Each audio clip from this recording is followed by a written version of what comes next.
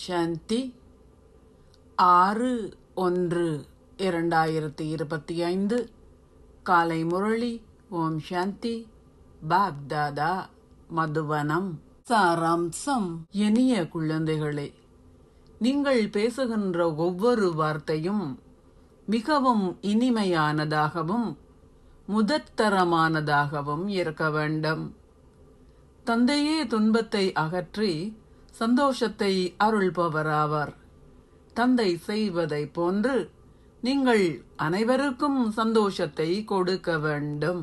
கேள்வி: நீங்கள் உங்கள் நண்பர்களுக்கும் உறவினர்களுக்கும் இந்த ஞானத்தை எவ்விதத்தில் கொடுக்க வேண்டும்? பதில்: நீங்கள் உங்கள் நண்பர்கள் உறவினர்கள் போன்றவர்களுடன் மிகவும் அன்பாகவும் ஒரு புன்னகையுடனும் அதிக அளவு பணிவுடனும் பேச வேண்டும்.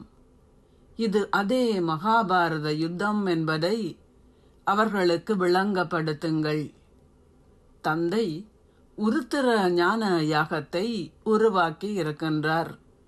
அவர் கூறுகின்றார், நான் உங்களுக்கு சத்தியத்தை கூறுகின்றேன்.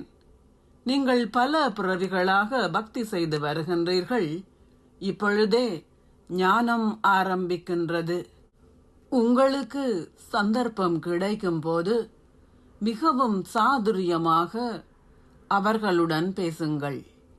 தொடர்ந்தும் உங்களுடைய குடும்பத்தோடு பெருமளவு அன்புடன் பழகுங்கள். ஒருபோதும் எவருக்கும் துன்பம் விளைவிக்காதீர்கள். பாடல்: நாங்கள் காத்து கொண்டிருந்த அந்த நாளும் இறுதியில் வந்துவிட்டது. ஓம் சாந்தி. தாரணைக்கான சாராம்சம். 1. வேலையில் இருந்து லீவ் எடுத்து நினைவில் இருப்பதாக சத்தியம் செய்து கொள்ளுங்கள். மாயையை வெற்றி கொள்ளும் பொருட்டு நினைவில் இருப்பதற்கு முயற்சி செய்யுங்கள்.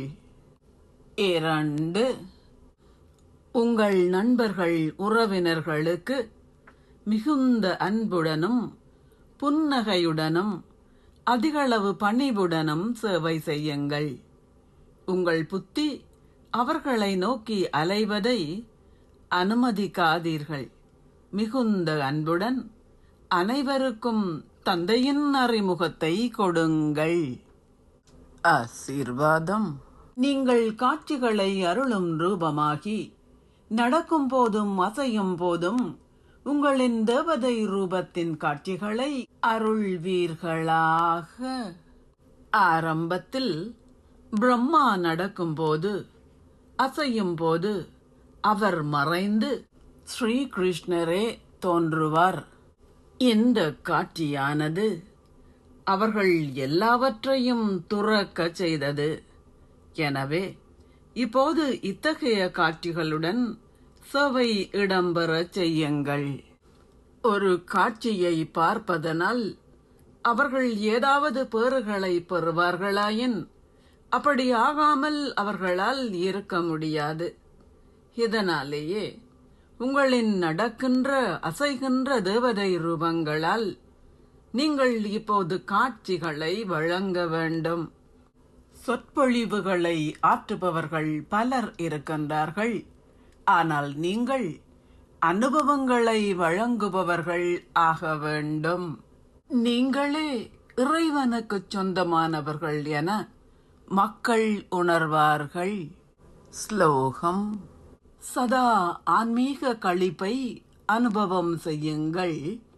நீங்கள் ஒருபோதும் குழப்பம் அடைய மாட்டீர்கள். அவ்யக்த சமிக்ஞை. உங்களின் மனதின் சக்தி மூலம் சகாஷை வழங்கும் சேவையை செய்யுங்கள். இப்போது உங்களின் இதயபூர்வமான நல்லாசிகள் ஆத்மாக்கள் எல்லோரையும் சென்று அடைய வேண்டும். மௌன சக்தியை வெளிப்படுத்துங்கள். ஒவ்வொரு பிராமண குழந்தையிடமும் மௌன சக்தி உள்ளது. இந்த சக்தியானது உங்களின் மனதிலும் உங்களின் உடலிலும் வெளிப்படச் செய்யுங்கள். உங்களின் மனதில் உள்ள எண்ணங்கள் ஒரு வினாடியில் ஒருமுகப்பட வேண்டும்.